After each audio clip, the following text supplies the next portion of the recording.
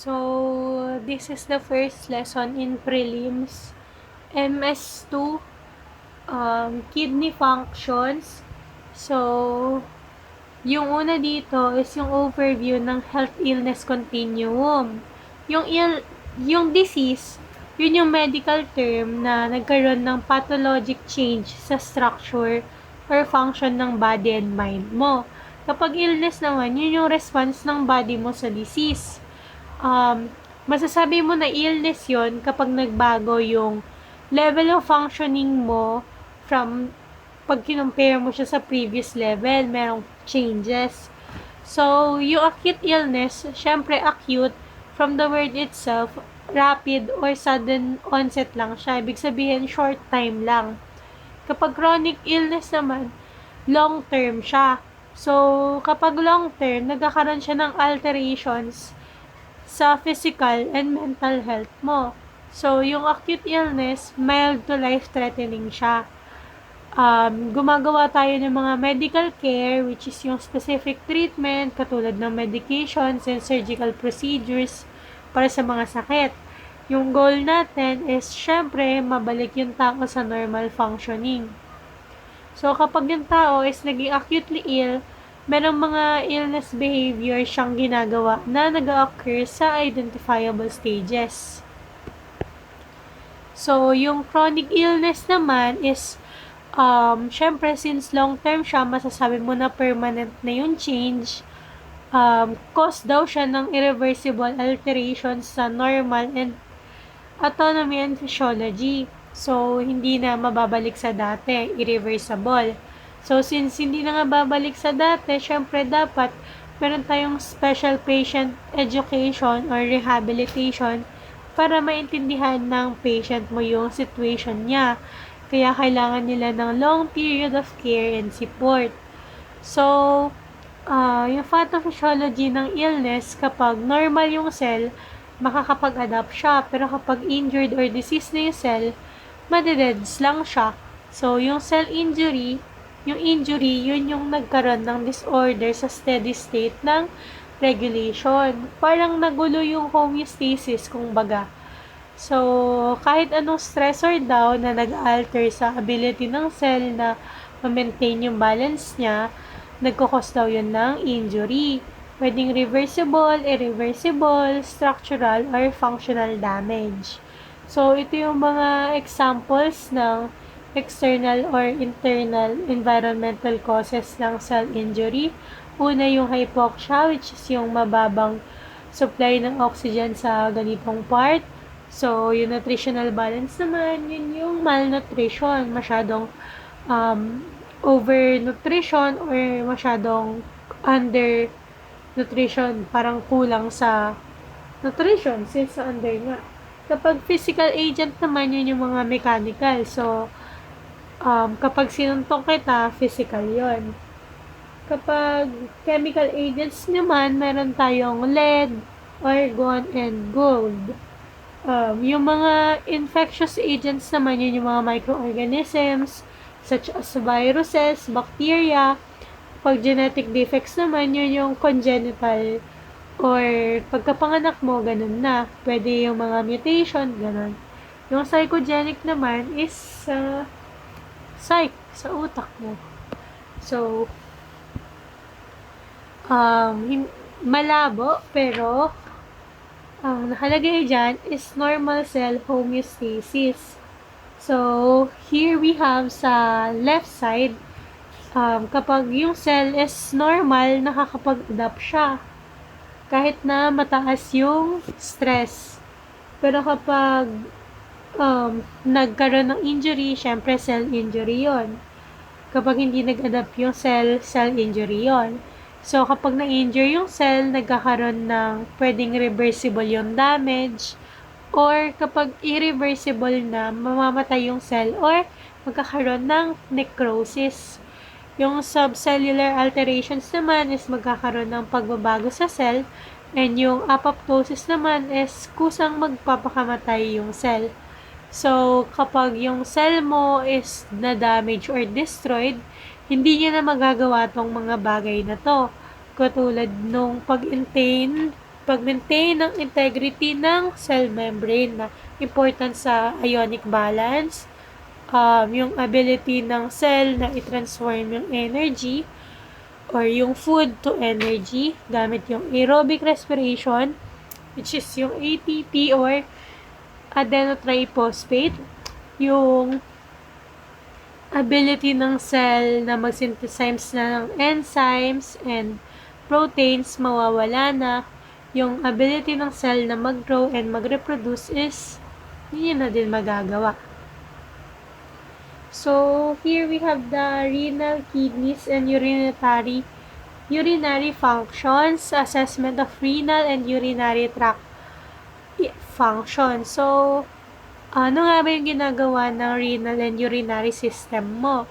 So, minamaintain nila yung homeostasis sa loob ng body mo gamit yung a wet bed. So, A for acid-base, W for water, E for electrolyte, T for removing toxins, B for controlling BP, E for producing erythropoietin or EPO, and D is for activating vitamin D.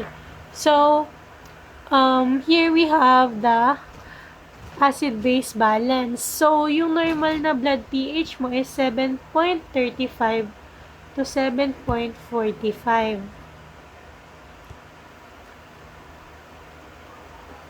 Yan. So, kapag mas mababa sa 7.35, acidosis na yon. Kapag mas mataas sa 7.45, alkalosis na yon. So, kapag tinanggal mo yung 7 dyan, sa 7.35 to 7.45, ang makukuha mo is 35 to 45, which is yung PaCO2 natin. So, kapag mas mataas sa 45, acidosis yon. Kapag mas mababa sa 35, alkalosis yon. So, parang kabaliktaran siya nung kanina. Kapag sa bicarbonate naman, or HCO3, 22 to 26 yon. Kapag mas mababa sa 22, acidosis. Kapag mas mataas sa 26, alkalosis yon. So, hanap tayo ng example. So, here we have yung pH daw is 7.55. So, acidosis ba siya or alkalosis? So, alkalosis siya. So, kung acidosis ilalagay natin is negative at kung alkalosis siya ilalagay natin is positive. So, ilalagay natin is positive since alkalosis siya. Yung PaCO2 naman is 52. So, acidosis siya based dito sa chart natin. So, yung HCO3 naman is 40, which is alkalosis. So, positive yung ilalagay natin. So,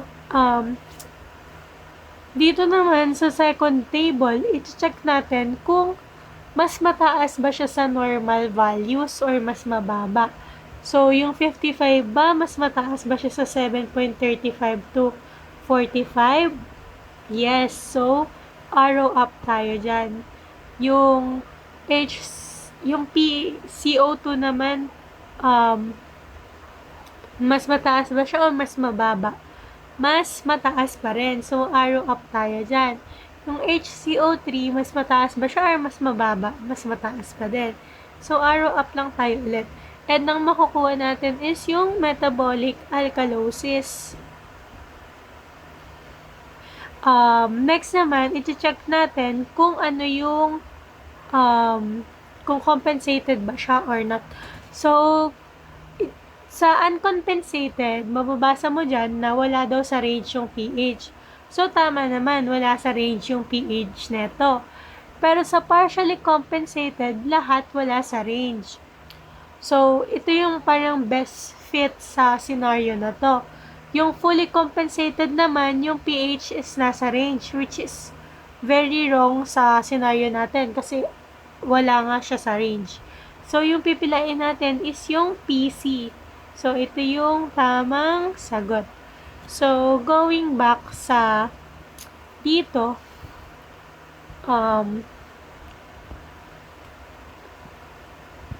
Tadan! So, sinabi lang dito na yung narrow range ng pH is very important kapag nagka-catalyze ng enzymes. So, sinabi din dito na yung acid-base balance is nakaka-impluwensya siya sa oxygen transport. Kasi yung oxygen, tinatransport siya ng RBC through the protein hemoglobin.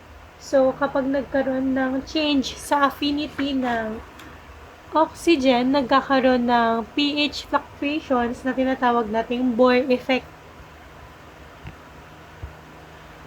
Then, dito, pinakita lang yung normal, tsaka acidic and alkalosis. Yung acidosis, sinabi dito na yung acidosis is mas mababa sa 7.35 yung pH ng blood natin. So, sa acidosis, mas madami yung acid or excess yung acid and nag-deplete yung base or bumaba. So, sa respiratory acidosis, bumaba yung carbon dioxide natin, bumaba yung excretion ng carbon dioxide. So, konti lang yung nalalabas. Kaya nare-retain sa loob. So, dahil yon sa lung failure, ganon. Kapag metabolic acidosis naman is masyadong tumaas yung non-carbonic acids natin, katulad ng ketones, which is nangyayari sa diabetic ketoacidosis. So, sa alkalosis naman is sinabi na yung alkalosis is mas mataas sa 7.45 yung blood pH mo. So, nangyayari yon kapag nagkaroon ng deficiency of acid or bumaba yung acid and tumaas yung base or nag-excess sila. So, sa respiratory alkalosis, nangyayari yon kapag nagkaroon ng hyperventilation, which is yung masyadong madami yung carbon dioxide na nabubuga mo, kaya hindi nagtitira sa loob yung iba. Yung metabolic alkalosis naman is kapag nagsuka ka, tumataas, bumababa yung acid sa loob ng katawan mo kasi nga sinuka mo. So, here, sinabi lang na yung kidney is nagme-maintain ng water balance kasi yung kidney yung nagre-regulate ng urine natin. At nag-a-adapt siya sa kung gaano ka ba ka-hydrated. So, sa controlling water balance, dito is yung dehydration mo daw or yung fluid volume mo sa katawan, nakaka-apekto siya sa operation ng kidney mo. Kasi, kapag mababa yung blood volume mo, which is directly affected ng fluid sa body, bumababa yung blood supply sa kidney mo. Kaya, bumababa din yung waste filtration and tumataas yung workload sa kidney mo, kaya nai-strain sila. Kapag na-strain sila, nagkakaroon ng AKI or acute kidney injury. Which is yun yung sudden decline sa kidney function. So, pero kung dehydrated ka lang naman, di naman ganun kalala. Kapag uminom ka ng tubig, marireverse naman yung problem. So, here, dito, yung sinabi na yung kidney mo is yung nagfi-filter ng mga electrolytes sa blood. Nire-return nila yung iba sa circulation, yung iba iniihi, and yung mga example ng electrolytes na minamanage ng kidney is yung sodium and phosphate. So, share ko lang na yung potassium is 3.5 to 5.5 MEQL. Yung calcium is 8.5 to 10.5 MEQL. Yung magnesium is 1.3 to 2.1 MEQL. and yung sodium is 135 to 145 MEQL. Yung MEQL is milliequivalents to liter. Yun. Dito, we have filtration, reabsorption, and secretion. So, yeah, wait lang.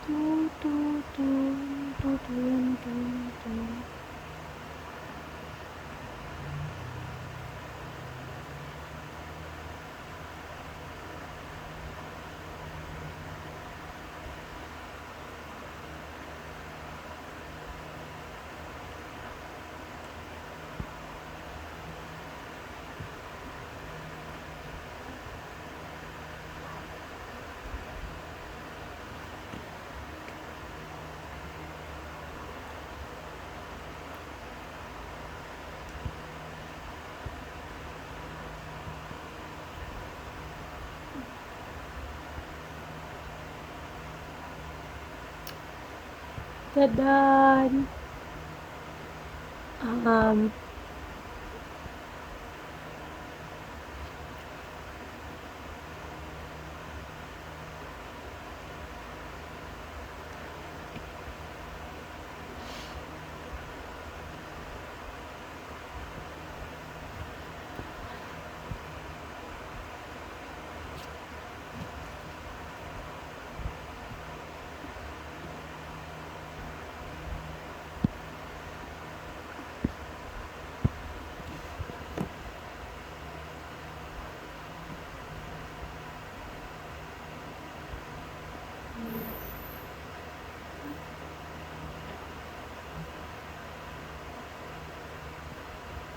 So, bago natin i-discuss to, ito muna.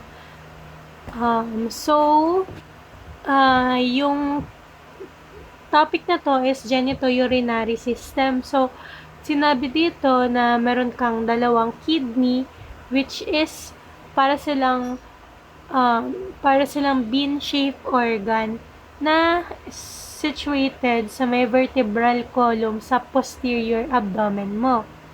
So, mas mataas yung left kaysa sa right mo na kidney, and kino-cover yung mga kidney ng renal capsule. So, sa taas ng kidney, hindi kita sa picture, pero sa taas ng kidney, nandun yung adrenal glands. And, meron siyang two main structures, which is yung renal cortex and yung renal medulla. So, sa renal medulla, meron yung renal pyramids. Tapos, meron din silang renal tubules. And yung renal column naman, yun yung space between sa pyramid. So, yung renal cortex, yun yung outer trim ng kidney mo. As you can see here, siya yung parang covering. So, sila yung nandun yung mga glomeruli and yung mga portion ng nephron tubules mo. Sa may medulla naman, yun yung sila yung parang bahay or sila yung sinisituation ng renal pyramids mo. Sila yung nag-hold ng collecting ducts, collecting tubules, and yung mga long loops of Henle. Tapos, nandun yung mga blood vessels and nerves. Yung renal pelvis, dun dinidrain yung urine na nakukuha sa collecting ducts sa nephron mo. So, yun yung parang doon na yung ihe, doon na pupunta. So, yung nephron is yun yung pinaka-functional unit ng kidney, which is nagre-regulate, nagfi-filter ng water, nagre-reabsorb ng water, ng nutrients, ng electrolytes, nag-excrete ng waste. Tapos, yung number 5 is yung glomerulus, which is dun dumadaan yung blood mo para ma-filter sila. Tapos, ayun, dun mahihiwala yung mga electrolytes, waste, glucose, amino acid. Kaya yung glomerular filtration rate mo, yun yung, um, yun yung ano, kung gaano kadaming dugo yung napunta sa kidney mo. Which is yung GFR nga, or yung mga kinukuha sa mga ano, mga, alam mo na, mga tests, ganon. So, um, ito naman, sinabi lang dito yung mga tubules, which is yung proximal convoluted tubules. Sila yung nagre-reabsorb ng filtered sodium, nagme-maintain ng acid-base balance, nagre-reabsorb ng bicarbonate, and nagsisecrete ng hydrogen. Obligatory water reabsorption, reabsorption ng electrolytes, reabsorption ng glucose and amino acids. Tapos sa loop of Henle, doon na-dilute or natitingnan yung concentration ng urine. Meron yung ascending limb na nagre-reabsorb ng NaCl or salt. Tapos merong descending limb na nagre-reabsorb ng water. So, yung distal convoluted tubules naman, ADH causes water reabsorption. Aldosterone causes sodium reabsorption.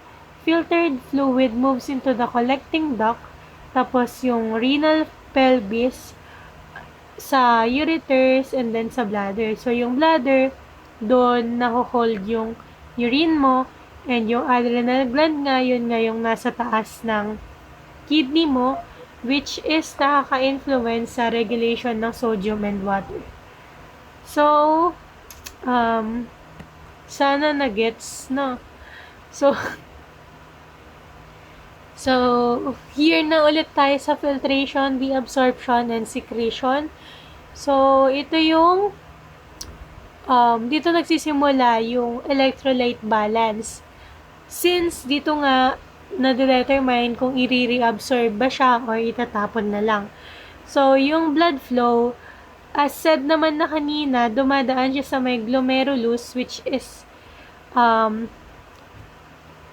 doon dumadaan yung dugo para ma-filter, na-force through sila sa may Bowman's capsule, and doon is na-make na yung urine. So, yung urine, merong water, electrolytes, glucose, and waste product.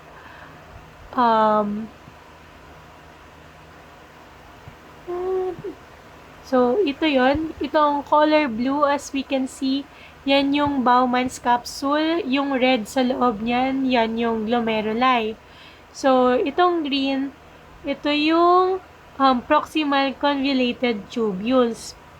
So, dito, marireabsorb yung water, yung glucose, amino acids, and electrolytes. Tapos, sa loop of Henle daw, which is itong color pink, descending pababa, ascending pataas. So, meron dong osmotic gradient na nagpa-facilitate ng reabsorption ng water sa may collecting duct. So, yun nga, sila nga yung nag-check or parang sila yung nagde-determine kung gaano ba ka dapat ka-concentrated yung urine mo. So,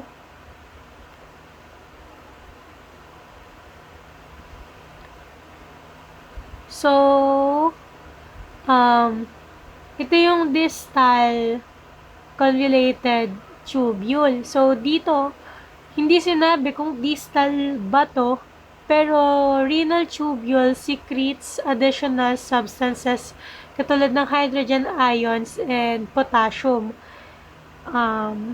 Yun. So, ito yung collecting duct. Dyan yung pupunta sa ureters mo.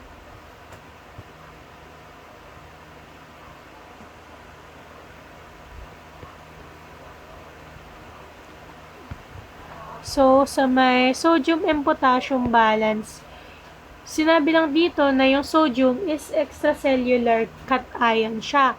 Important siya sa maintaining ng fluid balance and sa nerve impulse transmission tsaka sa muscle contraction mo. So, yung kidney mo, tightly regulated niya yung sodium. Ina-adjust niya yung reabsorption and excretion nito. Yung potassium naman is major component siya sa intracellular cation kasi nga important siya sa maintaining cell membrane potential, sa muscle function, tapos dun siya nakokontrol sa distal convoluted tubule, which is yung color blue nga kanina, which is tama yun. Itong baba dito, yun yung sa may distal convoluted tubule. So,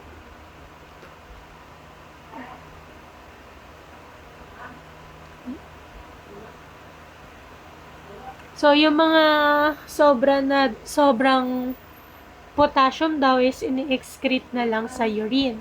So, yung chloride and bicarbonate regulation naman, yung chloride is an important electrolyte daw. Important siya sa electrical neutrality ng mga cell mo and sa fluid balance.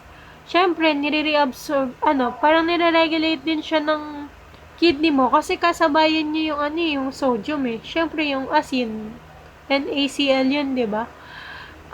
Yung bicarbonate naman is important sa acid-base buffering system since na-discuss naman na natin kanina. Nakaka-influence din siya sa renal processes. Tapos, gawa pala siya ng kidney. Then, nare-reabsorb siya sa may renal tubules. Nagko-contribute nga siya sa may blood pH, kanina nasabi na. And yung secretion ng hydrogen ions and yung reabsorption ng bicarbonate is nagme-maintain nga ng acid-base balance. So, sa removing toxins and waste products sa body, yung kidney na nga natin, yung nag-filter out ng waste product, tapos pina-flush out sila through urine, and kapag nagkaroon ka daw ng kidney failure, magkakaroon ka ng severe intoxication kasi hindi na natatanggal yung waste products sa dugo mo. So, paano nga ba nakokontrol ng kidney yung blood pressure natin? So, kidney yung pinaka-important or main organ na involved sa controlling ng blood pressure.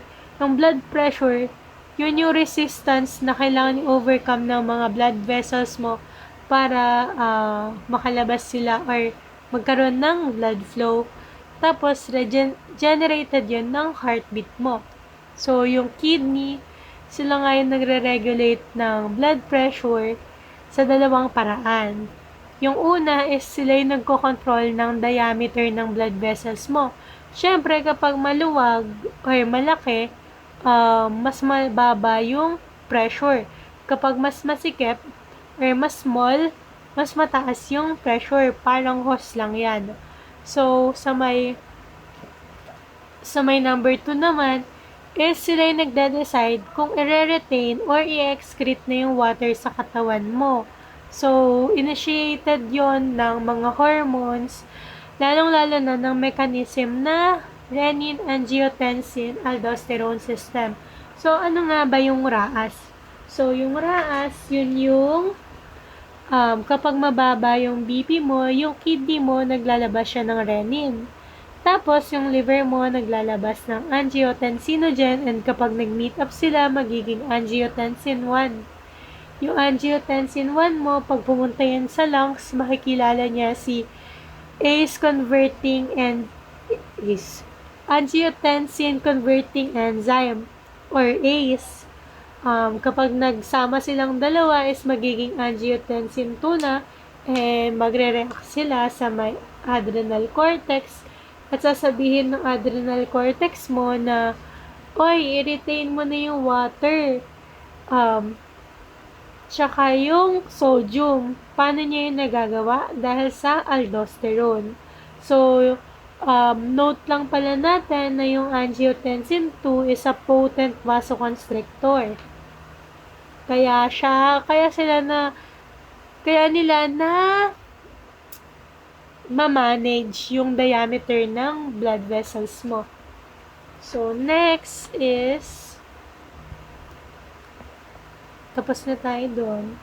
So, here we have the hormone production. So, yung kidney mo daw, nagpaproduce siya ng erythropoietin and nagre-react yun sa may vitamin D.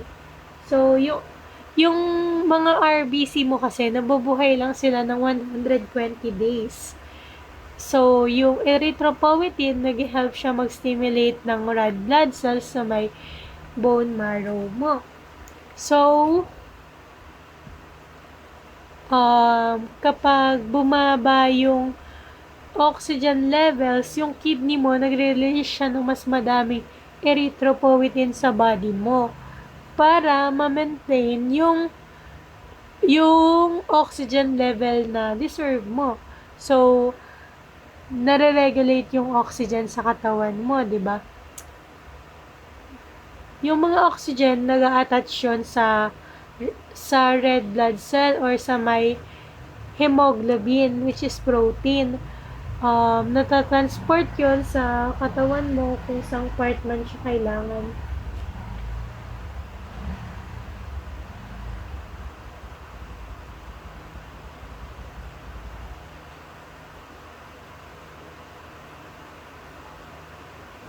So, note lang din pala na yung kapag mababa yung hemoglobin mo sa katawan, tawag doon anemia. So, yung anemia, kapag anemic ka, magkakaroon ng hypoperfusion, kaya namamatay yung cell natin. So, para maiwasan yun, na mamatay yung mga cell, kaya nagproproduce ng EPO yung katawan mo para magkaroon ng RBC and may avoid natin yung cell injury. So, dito sa hormone production, yung vitamin D is na-absorb siya sa food, tapos napaproduce siya ng skin cells mo kapag nagpapaaraw ka. And yung vitamin D, important yung role niya sa pag-regulate ng calcium absorption. Important kasi siya sa pag-form ng healthy bone tissue. Yung vitamin D, kailangan mo na ma-activate siya bago siya mag-take effect. Kaya yung kidney mo, kino-convert niya yung vitamin D sa calcitriol. So, yung calcitriol, yun yung nagre-regulate ng calcium absorption sa GI tract mo, tapos saka sila nade-deposit sa bone. So, dito is we have assessment, which is yung syempre dapat alamin mo muna health history ng patient mo, urologic health history to be exact. Dapat excellent yung communication skills mo kasi parang i-ask mo sila about their genital set. Then, yung nurse is dapat alam niya yung chief concern ng patient. Kung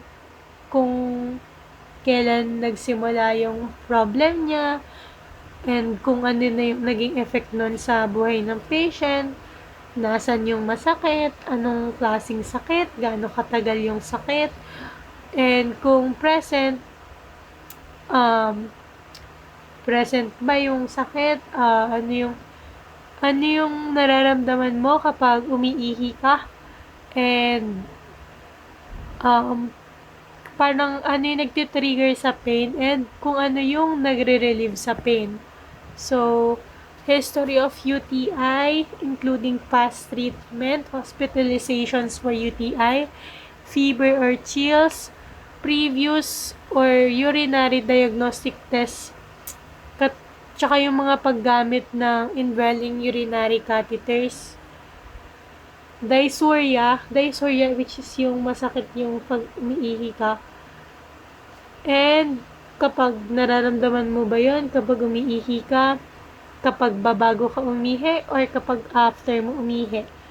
And hesitancy, yung straining, yung may natitira ba sa ihi mo.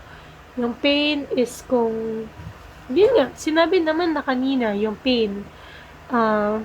Urinary incontinence, yun yung hindi mo mapigilan umihi, or katulad nung in-example ni ma'am, kapag umuubo daw siya, naiihi daw siya, like that. Stress, urge, overflow, or functional incontinence. Hematuria, which is yung dugo sa ihi. Changes in color sa wiwi, volume of urine. Nocturia, which is yung naiihi ka kapag gabi. Kailan yun nag-start. Renal calculi or kidney stones, passage ng stones or parang gravel sa urine. In example doon ni ma'am na minsan ini-strain pa yung mga ganon. Sa may female patients naman, number and type ng deliveries, kung vaginal ba or cesarean, gumamit ba ng forceps, vaginal infection, discharge, irritation, contraceptive practices, and yung presence ng history ng genital lesions or STD, naninigarilyo ka ba, umiinom, nagde-drugs, and any prescription ng OTC medications na about sa renal or urinary problems. So, unexplained anemia, pain, changes sa pagwiwi, gastrointestinal symptoms. Ito naman yung physical examination, which is yung sa may head to toe. Ina-emphasize yung mga area na abdomen, suprapubic region, genitalia, lower back, and lower extremities. Diagnostic studies is urinalysis, urine culture, renal function test, ultrasonography, CT scan, MRI, nuclear scans, intravenous urography, retrograde pyelography, cystography, renal angiography, and endoscopic procedures and biopsies. So, yun lang. Bye-bye! Johnny! Baliw.